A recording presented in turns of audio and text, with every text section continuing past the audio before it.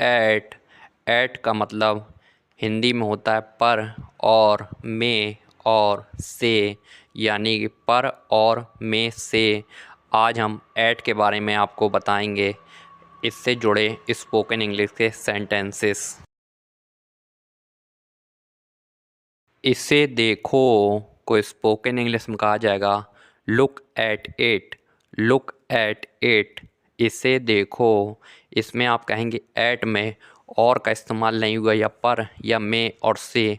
तो जैसे कि हम हिंदी में कहते हैं इस ओर देखो, इसका स्पोकन इंग्लिश होगा लुक एट इट। इसमें और छिपा हुआ है, इस ओर देखो, look at it.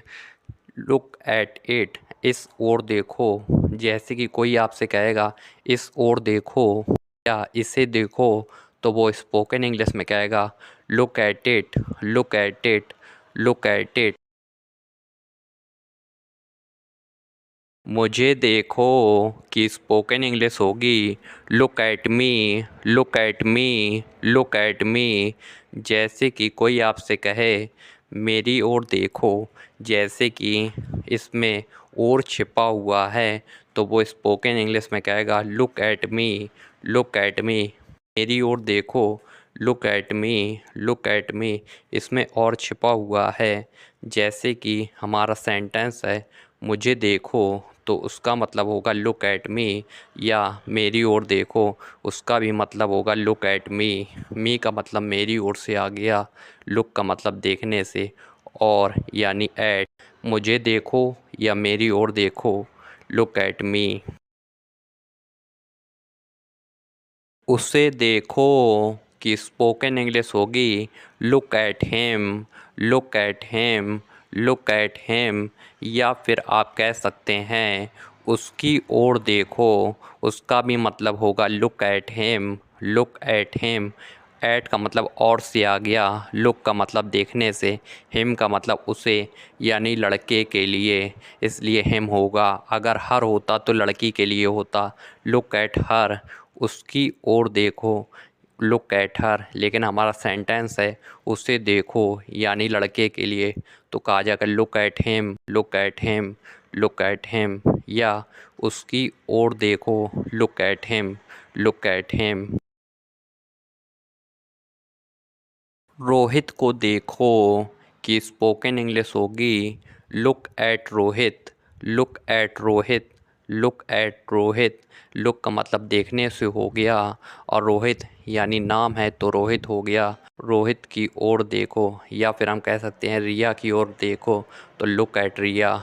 Look at Neha, Neha की ओर देखो। लुक एट प्रिया, प्रिया की ओर देखो। लेकिन हमारा सेंटेंस है रोहित की ओर देखो, तो कहा जाएगा look at Rohit, look at Rohit, look at Rohit.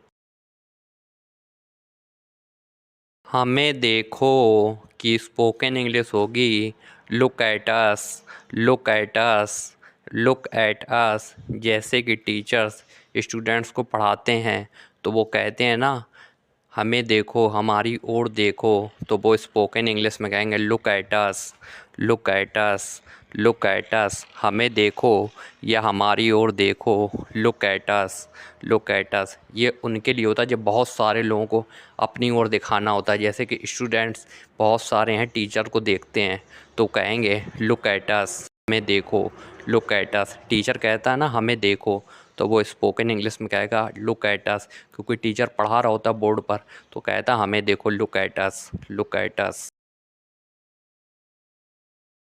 मैं घर पर हूँ कि स्पोकन इंग्लिश होगी I am at home, I am at home. मैं घर पर हूँ। जैसे कि हमने आपको बताया एट का मतलब और, पर, में और से है। इसमें एट का मतलब पर से हो गया। मैं घर पर हूँ, I am at home, I am at home. मैं घर पर हूँ, आई एम एट होम। मैं यानी आई, हूँ यानी एम, घर यानी होम, पर यानी एट। मैं घर पर हूँ, I am at home, I am at home. यह घर पर है कि स्पोकन इंग्लिश होगी it's at home, it's at home, it's at home. यह घर पर है। जैसे कि कोई आपसे कहे कि मेरी किताब घर पर है, यानी कि यह घर पर है, तो कहेगा it's at home, it's at home. या यह पेन घर पर है, it's at home, it's at home. जैसे कि कोई चीज़ घर पर होती है तो उसका स्पोकन इंग्लिश होगा it's at home, it's at home, it's at home. यह घर पर है। वो देखो कि स्पोकन इंग्लिश होगी look at that, look at that, look at that. वो देखो।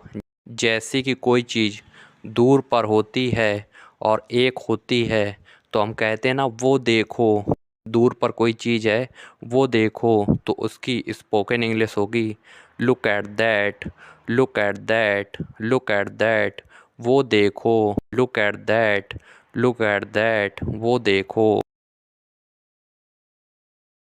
यह देखो कि स्पोकन इंग्लिश होगी look at this, look at this, look at this. यह देखो, लुक एट दिस। जैसे कि कोई चीज़ पास में होती है और एक होती है और उसको जब देखने की बात आती है कि यह देखो, तो उसकी स्पोकन इंग्लिश होती है look at this, look at this, look at this. यह देखो, look at this, look at this. यह देखो। घर पर रहो कि स्पोकन इंग्लिश होगी stay at home, stay at home, stay at home.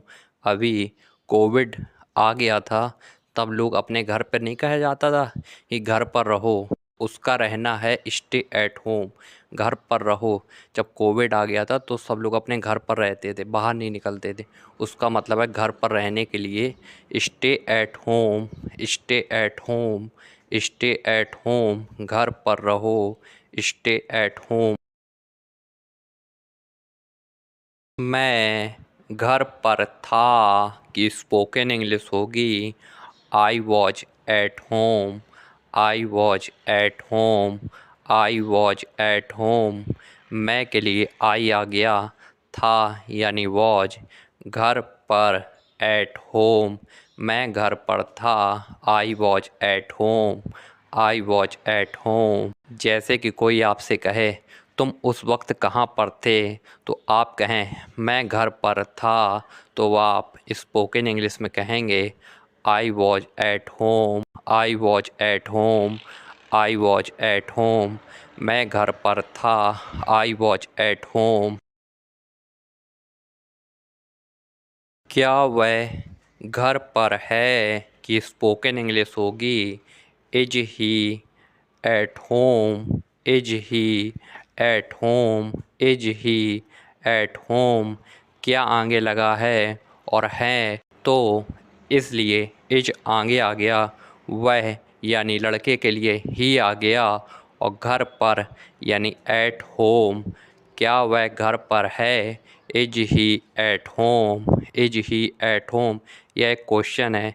क्या वह घर पर है, is he at home, is he at home. जैसे हम पूछते हैं ना, किसी से प्रश्न करते हैं क्या वह घर पर है, तो आज से आप स्पोकन इंग्लिश में कहना इज ही एट होम।